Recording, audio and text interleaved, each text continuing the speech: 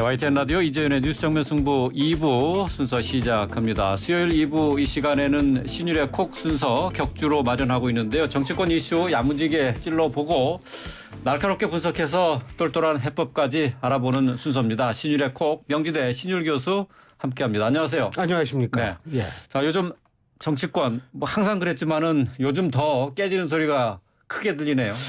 그렇습니다. 근데요. 라디오가 좋은 시절이 다 지나간 것 같아요. 왜요? 아니 보이는 라디오를 하니까 예. 옷을 입을 때도 신경 쓰고 입고 나와야 되잖아요. 이거. 예. 예, 오늘 참고로 신율 교수님 저 넥타이도 매고 아주 예. 깔끔하게 입고 나오셨습니다. 예, 좀 보시라고 제가 일부러 말씀드린 겁니다. 예, 예. 참, 근데 야 이거 진짜 요새 정치권 보면 그렇죠. 근데 저는 사실 깜짝 놀랐어요. 네. 그저께였죠. 저기 대통령 시정연설에 불참하지 않았습니까? 네, 어제인가요? 예. 나이가 먹다 보니까 어제 그저께가 자꾸 헷갈리긴 합니다만 불참을 했는데 저는 참석을 할 거라고 봤어요. 그래도 최종 순간에는 들어갈 왜냐하면 것이다. 국회법 84조 1항을 보면은요. 예산안에 대해서는 본회의에서 정부의 시정연설을 듣는다 이렇게 돼 있거든요. 근데 네. 이게 들을 수 있다가 아니고 듣는다로 돼 있습니다. 그렇기 때문에 뭐 들을 수 있다 이렇게 되면 대통령이 시정연설에 불참을 해도 뭐 어느 정도 이해가 될 수 있는 여지가 있겠습니다만 네. 이게 듣는다로 규정이 돼 있음에도 불구하고 시정연설에 불참을 했다. 이거는 사실 법을 만드는 국회의원들이 법을 제대로 지키지 않는다라는 그러한 비난과 논란이 일어날 가능성이 있기 때문에 예. 전 좀 되게 놀랐어요. 그래서 제가 느낀 게 그날 혹시 TV 보셨죠? 예. 정의당 의원들은 예. 이 팻말을 앞에 들고 놓고 있었죠. 예. 그러고서 거기에 들어가 앉아 있었단 말이에요. 그렇죠. 그런 방식으로 했으면 참 좋았지 않았을까. 저는 예, 항의하는 예. 거 좋다 이거예요. 단 좀 그런 방식으로 이게 법을 지키면서 했으면 좀 어땠을까라는 그런 측면. 그래서 이게 헌정사상 초유의 일인데 예. 이것을 만들면서 사실 좀 자신들의 반발을 한다면 이게 일장일단이 있겠습니다만 여론의 공감대라는 것이 이 야당의 입장에서 굉장히 중요한데 예. 좀 그런 부분이 좀 걱정은 됩니다. 예. 그러니까 이제 국회법에 국회 시정연설을 의원들이 듣는다라는 규정이 있다라는 것은 84조 1항입니다. 선택 사항이 아니라 의무이고 또 권리이기도 하다 그런 얘기잖아요. 예. 일각에서는 그거 언제든지 들을 수 있다. 동영상 다시 보기, 너튜브 같은 예. 다시 보기 하면 되고 이런 식으로 얘기를 하는데 사실은 말이에요. 그렇게 된다면 본회의도 참석할 필요가 없다라는 논리가 성립될 수 있어요. 왜? 본회의도 국회 방송에서 NATV 국회 방송에서 예. 계속 중계를 해주거든요. 그러면은 참석 안 하고 나 거기 참석했는데 그렇게 하는데 사실은 국회 본회의 참석률 국회의원에 이게 국회의원 평가 기준이 될 때도 있거든요. 그 정도로 중요시하는 건데 그걸 그래서 사실은 그 참석을 했어야 된다라고 보죠. 예. 예.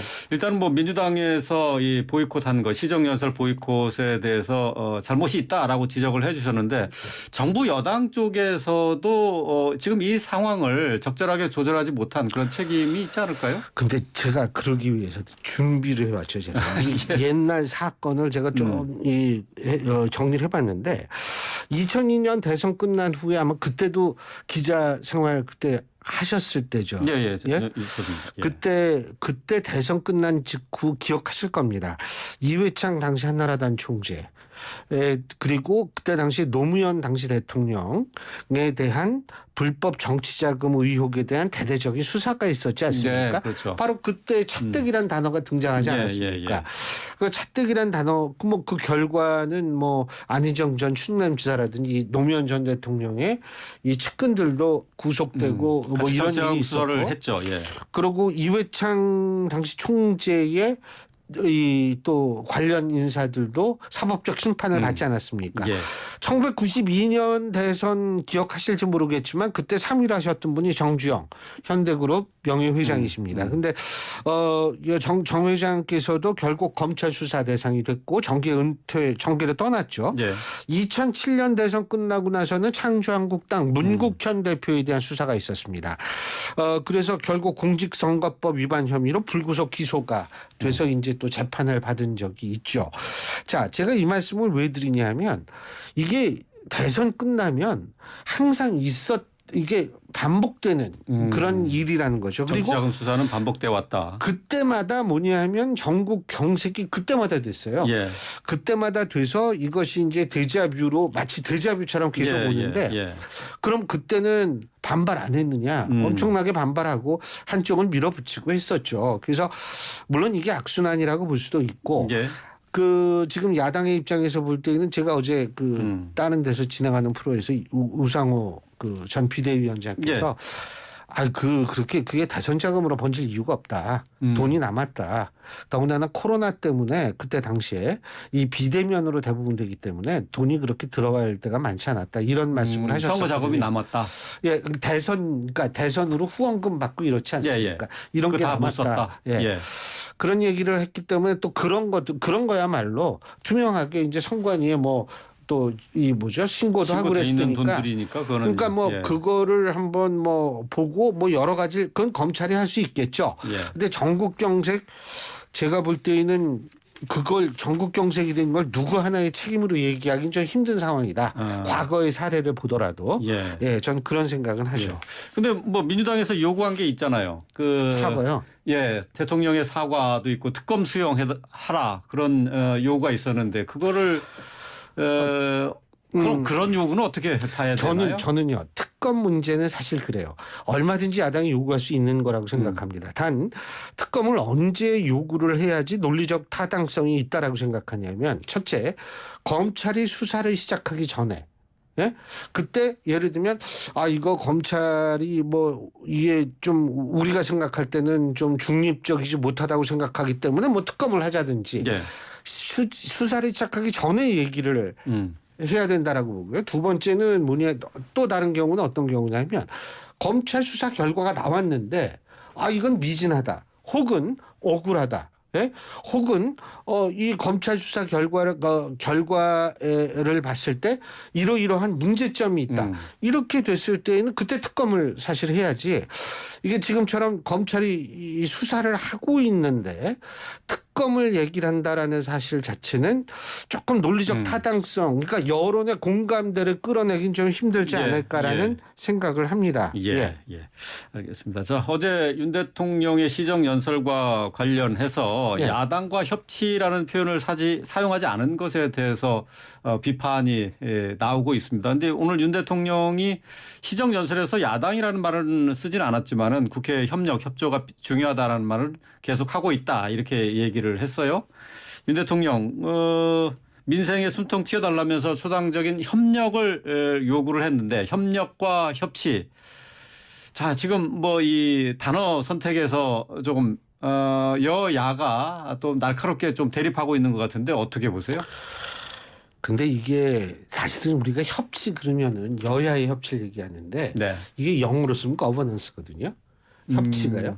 근데 거버넌스라는 뜻은 여야 잘 지내라 이 얘기가 아니고 정부, 시민단체, 그리고 기업들 이런 모든 요소들이 각자의 영역에서 이렇게 일을 하면서 같이 협조 상태에서의 소위 말해서 이 국가를 운영하는 것을 우리가 흔히 협치라고 얘기를 하는데 우리나라에서 협치 그러면 이제 여야 간의 협치로 사실은 저는 용어가 조금 적확한 용어 사용은 아니라는 생각이 드는데 협치나 협조나 같은 얘기가 되네요. 그러면. 협조는 괜찮죠. 협조는.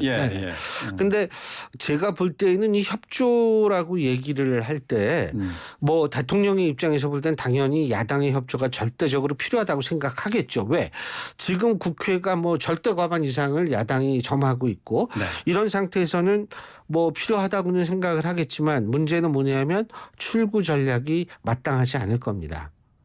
그래서 좀 전에 이 보도를 봤는데 준 예산 편성을 한다 이런 얘기도 나오지 않습니까? 그건 그만큼 출구 전략이 없다라는 또 다른 표현이라고 저는 보고요. 그리고 저는 예산은 통과될 거라고 봐요.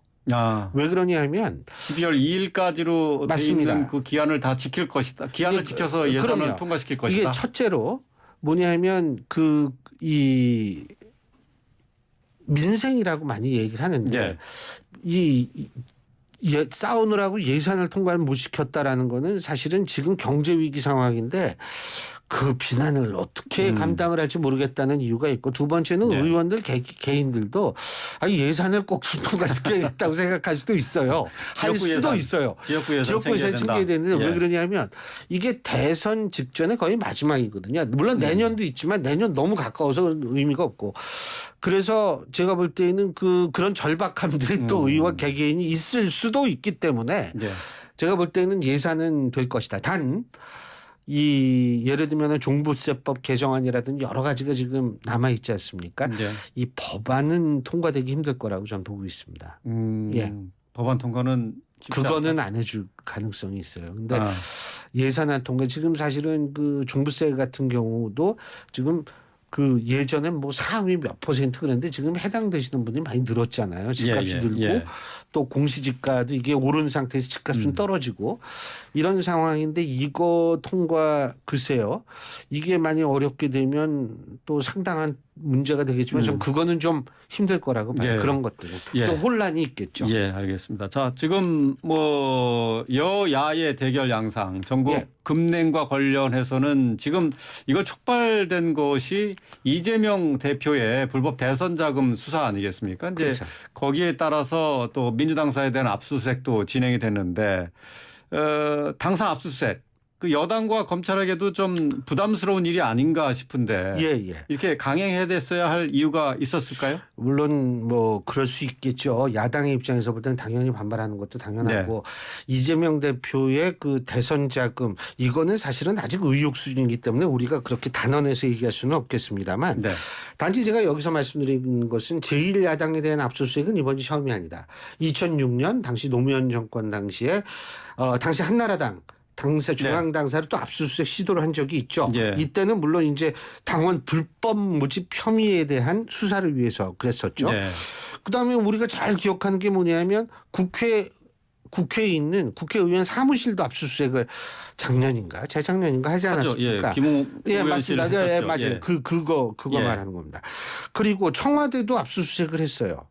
그러니까 이게 압수수색 자체가 이게 사실 좀 물론 반발은 이때마다 다 반발을 했죠. 정당이면 정당이 반발했고 청와대는 청와대 여당도 반발하고 이런 거는 제가 볼 때는 당연한데 문제는 뭐냐면 이 반발을 할 때도 이게 어느 정도 요 선까지는 그래서 민주당이 그건 잘했어요. 어쨌든 들어가지 않았습니까? 그래서 압수수색을 그렇죠. 하지 않았습니까? 예.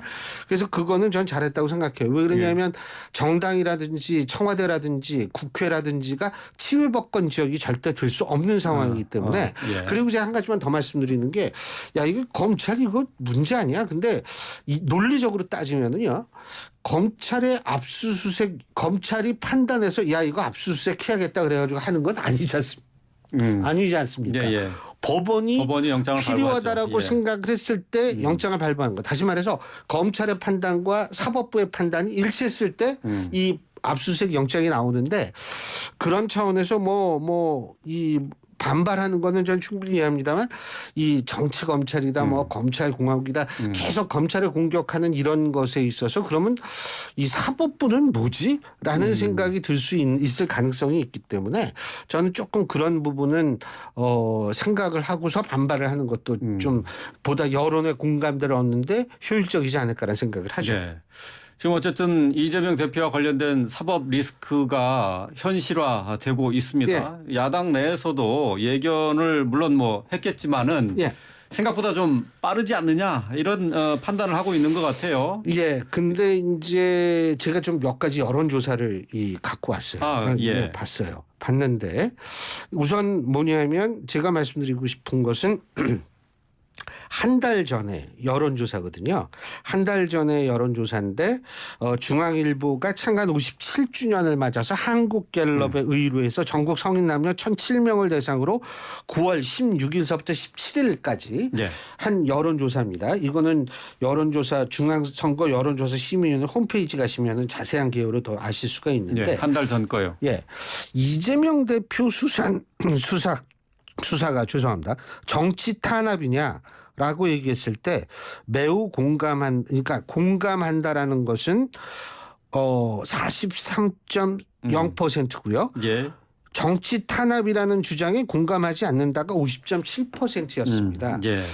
한 달 전에는 이랬어요. 근데 오늘 발표된 쿠키뉴스 의뢰로 여론조사 전문기관이죠. 데이터 리서치가 10월 23일부터 24일까지 전국 만 18세 이상 성인 1,000명을 대상으로 한 여론조사를 보면 이거 역시도 중앙선거 여론조사 심의위원회 홈페이지 보시면 자세하게 알 수가 있는데요.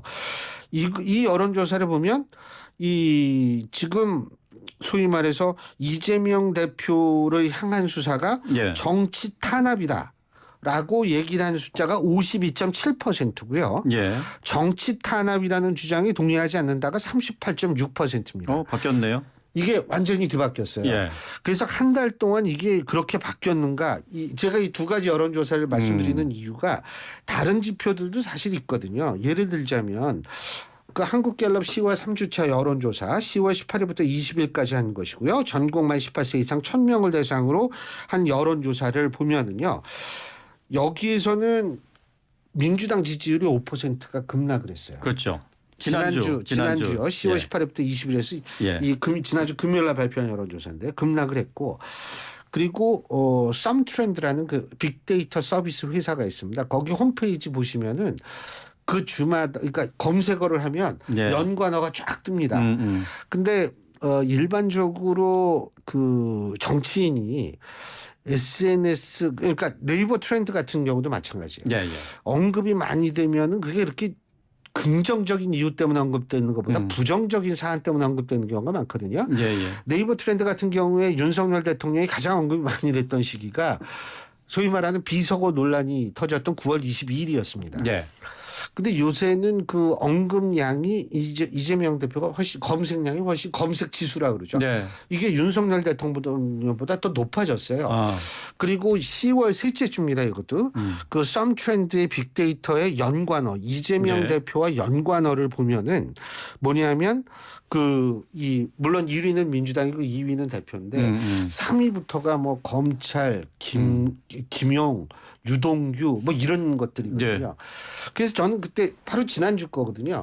무슨 생각을 했냐면 만일 민주당의 주장이 먹혔더라면 이재명 대표와 연관어가 정치검찰, 조작, 정치 보복 이런 게 상위로 올라갔어야 되는데 예. 그렇지 못하다는 생각을 제가 했기 때문에 이게 민주당의 주장이 잘 안 먹히나 그랬는데 아까 말씀드렸던 오늘 쿠키뉴스와 데이터 리서치의 여론조사를 보면 또 그렇지만은 않은 것 같고 그래서 저도 네.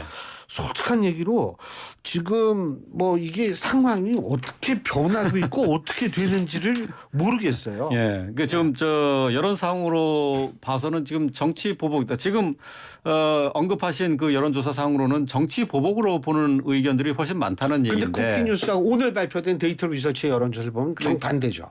정치 보복이라고 보는 여론이 많죠. 그러니까요. 예. 이게 헷갈린다니까요. 예.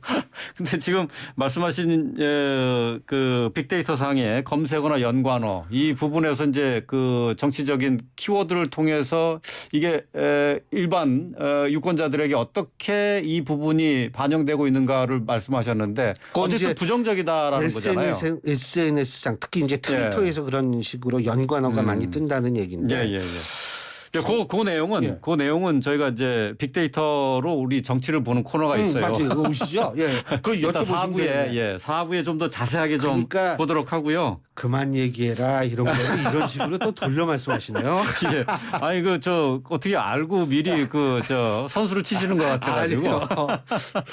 지금 어쨌든 이제 그 이재명 대표의 이런 이제 사법 리스크가 이제 점차 구체화되면서 예. 민주당 내에서는 지금 단일 대우 형성으로 지금 민주당 의원들이 뜻을 모은 것 같은데 조금 다른 얘기도 나오고 있지 않습니까?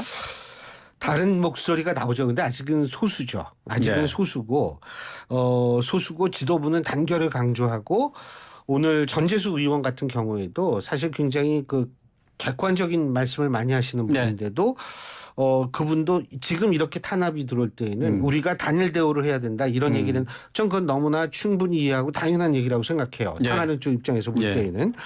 그런데 이제 저는 뭐로 주목하냐 하면 언제까지 단일되고 단결된 모습을 보일 수가 있는가 이게 저는 궁금해요. 왜? 이게 지금 이재명 대표를 둘러싼 의혹에 대한 수사가 다각도로 이루어지고 있지 않습니까? 네. 그러면은 이 수사가 이렇게 다각도로 이루어지고 있고 그 수사의 중간 결과라든지 혹은 뭐 또 다른 뭐 압수수색 글쎄 그건 모르겠습니다만 이런 식으로 뭐 이 수사가 계속 진전됨에 따라서 그럼 그때마다 이렇게 단일 대우로 단결된 모습을 보일 수 있을 것인가가 사실은 전 조금 그 부분을 전 주목하고 보고 있습니다. 네. 다시 말해서 다양한 의혹에 대한 다양한 수사가 이루어지면 소위 말하는 단결 피로증에 빠질 수가 있다라는 거죠. 아, 네? 예. 단결 피로증에 빠질 수 있다는 거고 예. 두 검찰 번째는 수사가 진행되면서 상황 바뀔 수 있다. 그러니까 이게 너무 다양한 너무 종류가 많잖아요. 그러니까 이게 그때 건건이 다 할 네. 건지 그런 점이 좀 저는 주목할 볼 필요가 있다고 생각하고요. 예. 또 하나는 민생 현안은 쌓여가는데 이게 민생 현안에 집중하지 않고 이 수사에 대한 방어에만 만일 전념하게 된다면 예. 사실 총선이 다가오는 시점에서 민주당은 굉장히 부담이 될 가능성이 굉장히 높다는 거죠. 그래서 근데 제가 그 부분은 불리하지 않았습니까? 민생은 네. 민생대로 챙기는 거로 해서 뭐 근데 그게- 예산안 심사도 같이 하고 예. 예. 밖에 나가서 투쟁은 또 하고. 아니 뭐 그 아주 이성적인 대응인데 예. 그게 뜻대로 잘 안 돼요. 이번 국감 보십시오. 사실 국정감사라는 거는 얼핏 보면 국정감사가 민생하고 뭔 상관이냐 이런 생각하시는 분들이 있을 텐데 민생과 직결되거든요. 왜? 입법부가 행정부를 견제하면 행정부가 정신 차리고 일을 잘하거든요. 그런데 이번 국감 보면 국감 잘 됐다고 생각하는 예. 분이 아마 본인들도 그렇게 생각 안 할 거예요.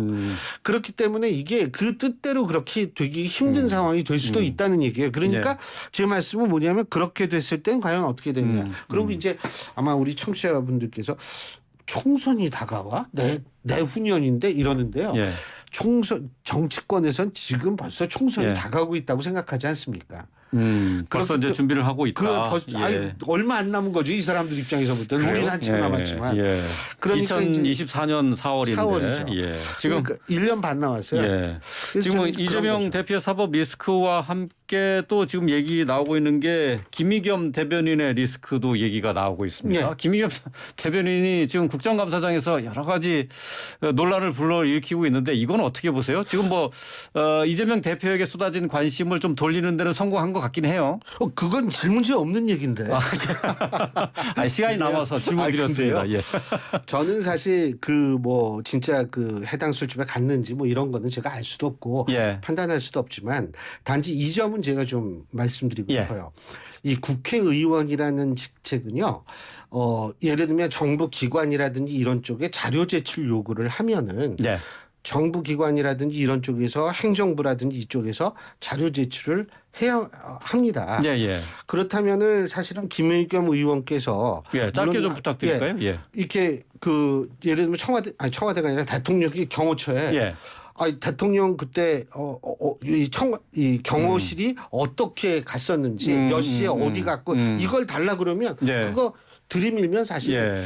뭐 금방은 좀 더 준비가 아니지만 철저했어야 된다. 조금 의혹 제기를 하기 그렇죠. 위해서는. 예. 조금 더 예. 낫지 않을까라는 안타까움이 예. 있다는 거죠. 알겠습니다. 오늘 말씀 여기까지 듣겠습니다. 고맙습니다. 명지대 신율 교수였습니다. 감사합니다. 고맙습니다.